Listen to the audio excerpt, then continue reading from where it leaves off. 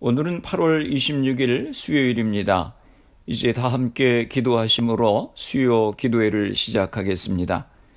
살아계신 아버지 하나님, 지난 3일 동안도 주님의 은혜 가운데 지켜주시고 이 저녁 시간에 주님 앞에 예배하게 하시니 감사합니다. 이 시간 주님의 은혜를 사모하며 주님을 예배합니다. 주의 성령께서 저희들이 예배드리는 처소에 임하여 주시어서 저희들을 만나주시고 성령의 충만함을 허락하여 주시옵소서.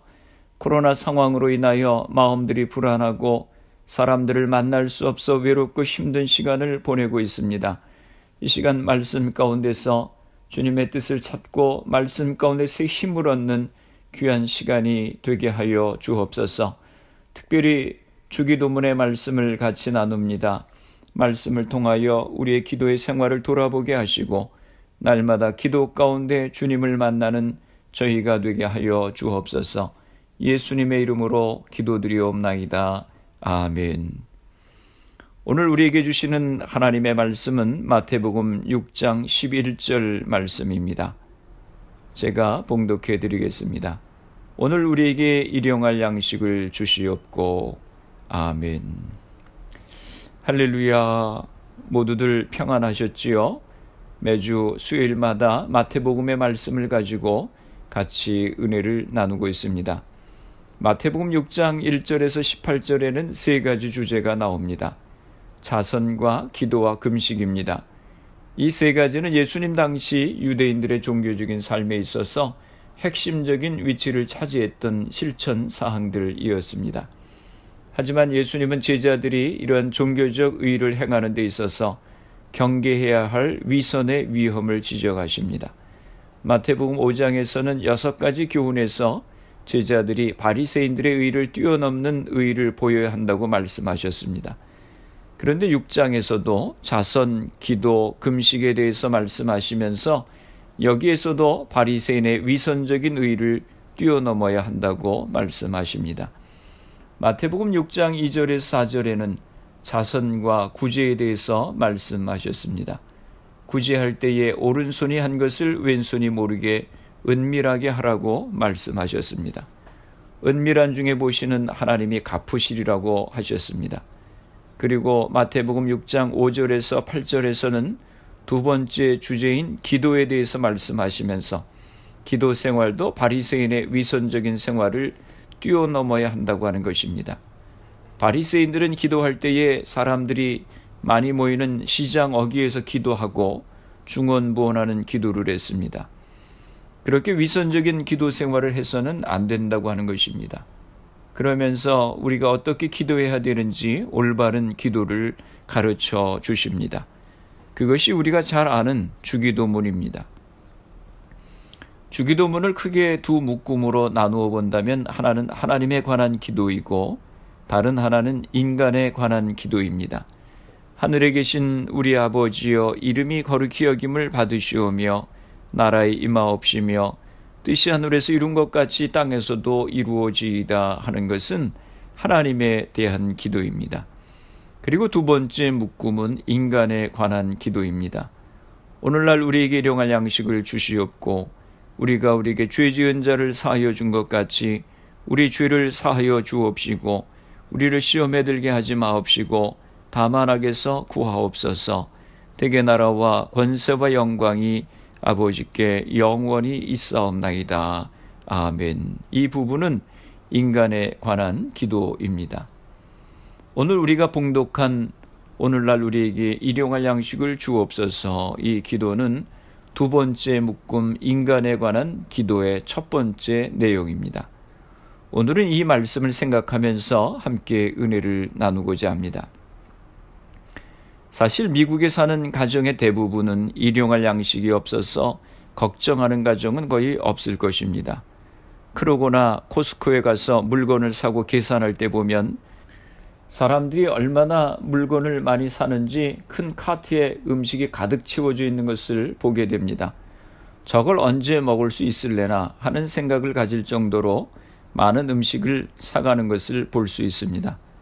냉장고에도 또 창고에도 음식을 가득 채우고 살아가는 것 같습니다.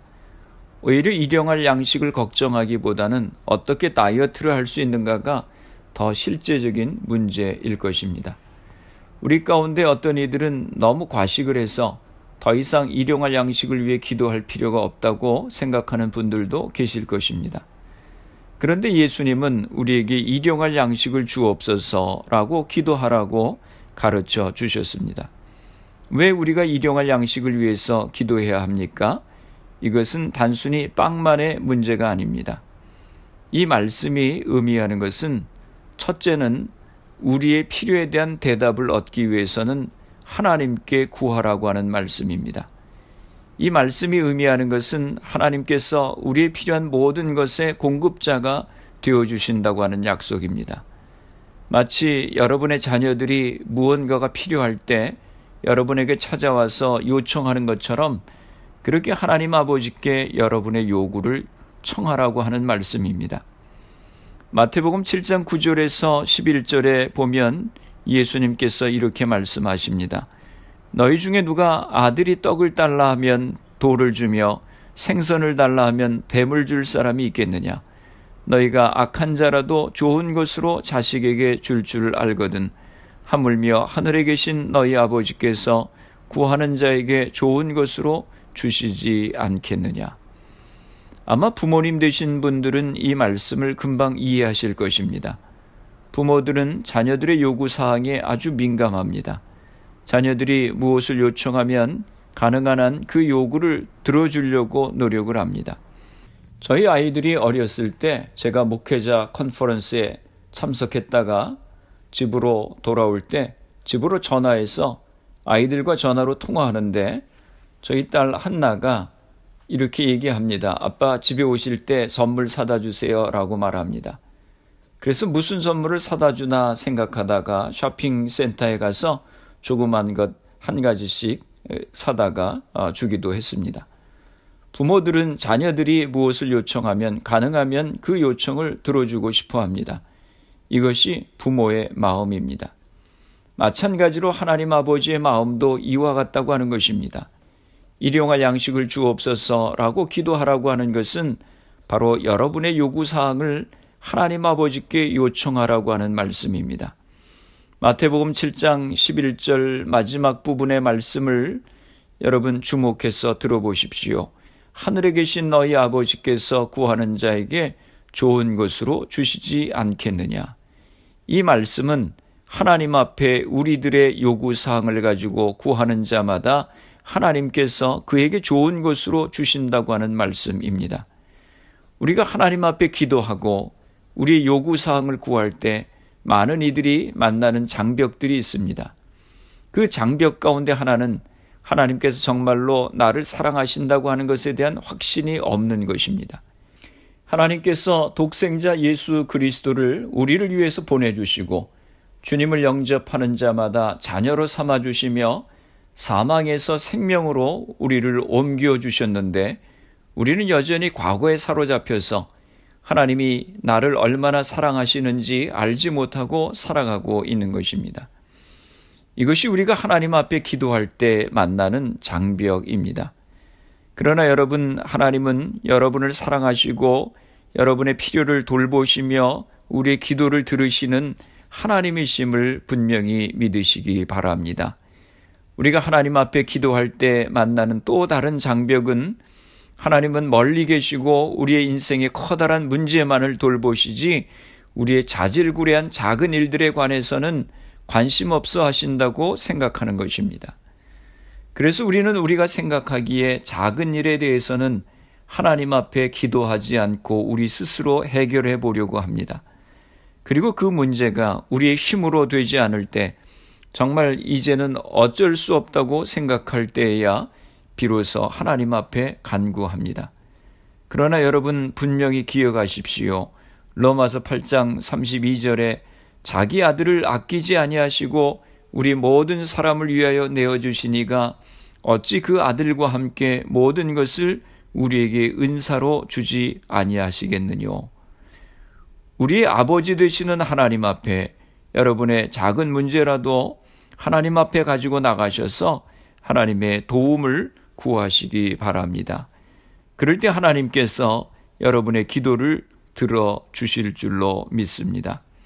일용할 양식을 주옵소서라고 기도하는 것은 바로 우리의 필요에 대한 대답을 얻기 위해서 하나님 앞에 구하라고 하는 말씀입니다. 둘째로 일용할 양식을 주옵소서라고 기도하는 것은 날마다 내가 하나님을 의지합니다라고 선언하는 것입니다. 우리 인생은 하루하루 살아갑니다. 어느 누구도 한 번에 이틀을 살지 못합니다. 한 번에 일주일이나 한 달씩 살지 못합니다. 우리는 한 번에 하루만을 사는 어떤 의미에서 하루살이 인생입니다. 그리고 그 하루들이 모아져서 한 달도 되고 10년도 되는 것입니다. 그러므로 우리 하나님 아버지는 오늘 하루의 양식을 위하여 기도하라고 하십니다. 이 기도는 잠언에 나오는 아굴의 기도를 연상시킵니다. 잠언 30장 8절 9절에 이렇게 말씀합니다. 곧 허탄과 거짓말을 내게서 멀리 하옵시며 나로 가난하게도 마옵시고 부하게도 마옵시고 오직 필요한 양식으로 내게 먹이시옵소서. 혹내가 배불러서 하나님을 모른다. 여호와가 누구냐 할까 하오며 혹내가 가난하여 도적질하고 내 하나님의 이름을 욕되게 할까 두려워함이니이다. 라고 말씀했습니다. 이 기도는 하루하루를 하나님께 전폭적으로 의지하며 살아가기를 원하는 아름다운 기도입니다. 오늘날 우리에게 일용할 양식을 주옵시고에서 오늘날을 강조한 것은 우리가 매일을 하나님 아버지께 맡긴다고 하는 것을 말하는 것입니다. 우리 기독교인들은 과거에 집착하지 않습니다. 과거를 훌훌 털어버리고 힘찬 미래를 설계하며 오늘에 충실한 사람들입니다. 우리 기독교인들은 내일에 대하여 염려하지 않습니다. 왜냐하면 내일은 아직 오지 않았기 때문입니다. 오늘도 해를 뜨게 하시고 바람을 불게 하신 전능하신 하나님 아버지가 우리가 건강하게 살 수 있는 일용할 양식을 주실 능력과 사랑과 지혜가 있다고 하는 것을 믿기에 우리는 내일에 대하여 안달하지 않습니다. 오늘을 주신 하나님 아버지께 감사하며 오늘의 양식을 주신 하나님 아버지께 감사하며 살아가야 되는 것입니다. 오늘 일할 수 있는 건강과 애정을 나눌 수 있는 가정과 예배 드릴 수 있는 교회를 인하여 감사하면 되는 것입니다. 출애굽한 이스라엘 백성을 보십시오. 애굽에 있는 동안에는 애굽의 방법으로 매일의 양식을 구했습니다. 그러나 그들이 광야 생활을 할 때에는 그들을 이끌어내신 하나님이 이스라엘 백성의 일용할 양식을 공급하셨습니다. 그것이 바로 만나입니다. 그들은 매일 아침 만나를 거두러 나갔습니다. 그러나 누구도 이틀분이나 며칠분의 만나를 거둘 수 없었습니다. 모든 사람은 그날 하루의 양식인 5호멜만을 거둘 수 있었습니다. 왜 그랬습니까? 그들을 애굽에서 구속하신 하나님 아버지는 그들을 건져내시고 또 약속의 땅으로 인도하겠다고 하신 하나님 아버지를 그들이 매일매일 기억하고 또 의지하며 따라가는 것을 원하셨기 때문입니다. 오늘날 우리에게 일용할 양식을 주옵시고 라고 기도하는 것은 매일 내가 하나님을 신뢰하며 살아갑니다라고 선언하는 것입니다. 사랑하는 성도 여러분, 날마다 하나님을 신뢰하며 살아가셔서 하나님의 인도하심을 받는 귀한 삶을 살아가시기를 주님의 이름으로 축원합니다. 셋째로 일용할 양식을 주옵소서라고 기도하는 것은 하나님이 양식의 근원임을 믿는 것입니다. 창세기 1장에 보면 하나님께서 세상을 창조하신 이야기가 나옵니다. 아무것도 없는 상태에서 하늘과 별, 땅과 바다, 동물과 식물 모든 것을 만드셨습니다. 그리고 흙으로 사람을 지으셨습니다. 에스겔서에 보면 하나님께서 에스겔 골짜기의 마른 뼈들로 하나님의 군대가 되게 하셨습니다. 이러한 말씀들은 하나님은 모든 생명의 근원이 되시고 우주 만물의 근원이 되심을 우리에게 알려주는 말씀입니다. 마찬가지로 일용할 양식을 주옵소서라고 기도하는 것은 하나님이 우리의 필요한 모든 양식의 근원이심을 믿는 것입니다. 이스라엘 백성들은 정말 하나님께서 양식의 공급자이신 것을 눈으로 직접 보며 경험을 했습니다. 사막에서 아무것도 먹을 것이 없을 때 하늘에서 만나와 메추라기를 주심으로 하나님이 양식의 근원임을 깨달았습니다. 또 광야 땅에서 마실 물이 없어 서로 다투며 불평할 때 하나님께서 반석에서 샘물이 솟게 하심으로 하나님이 양식의 근원임을 또한 보여주셨습니다. 아무리 훌륭한 과학자라고 해도 우리 양식의 생명 내지 씨를 창조하지는 못합니다. 그 씨가 싹을 내고 자라서 결실하게 할 수는 없습니다. 그것은 오직 창조주 하나님 아버지의 영역에 속한 것입니다. 모든 살아있는 것들은 하나님에게서만 나오며 따라서 우리의 양식도 하나님이 우리에게 거저 주시는 선물입니다. 그러기에 우리는 오늘날 우리에게 일용할 양식을 주옵소서라고 기도할 때마다 하나님께서 우리의 생명의 근원이시며 모든 양식의 공급자이심을 기억하며 감사해야 합니다. 하나님은 양식의 근원이십니다. 우리가 필요로 하는 모든 자원을 가지고 계십니다. 빌립보서 4장 19절에 나의 하나님이 그리스도 예수 안에서 영광 가운데 그 풍성한 대로 너희 모든 쓸 것을 채우시리라 라고 말씀했습니다. 하나님은 모든 것을 다 가지고 계시기 때문에 우리의 필요한 모든 것을 풍성하게 채워주신다고 하는 말씀입니다. 그러므로 사랑하는 성도 여러분, 아무것도 염려하지 말고 오직 모든 일에 감사함으로 하나님께 구하시기 바랍니다. 그리할 때 모든 지각에 뛰어난 하나님의 평강이 그리스도 예수 안에서 여러분의 마음과 생각을 지켜주실 줄로 믿습니다. 6.25 동란 중의 이야기입니다. 어느 목사님이 시골에 숨어 계셨는데 갑자기 인민군의 한 떼가 그 지역을 수색하러 나왔습니다. 반공분자들을 잡아서 처형시키기 위해서였습니다. 그래서 그 목사님은 낯가리가 있는 곳에 몸을 숨겼습니다. 인민군들은 정보를 가지고 왔기 때문에 구석구석 다 뒤졌습니다.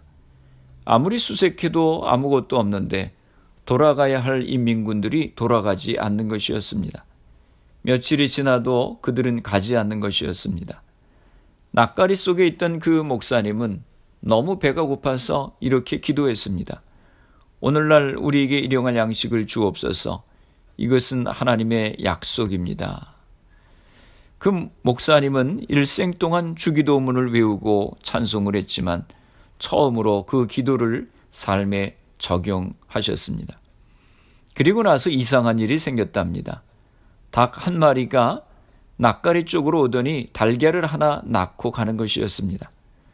그래서 그 목사님은 그 달걀을 들고 정말 우리 하나님 아버지는 우리에게 일용할 양식을 주시는구나 라고 감격하며 감사를 드렸습니다.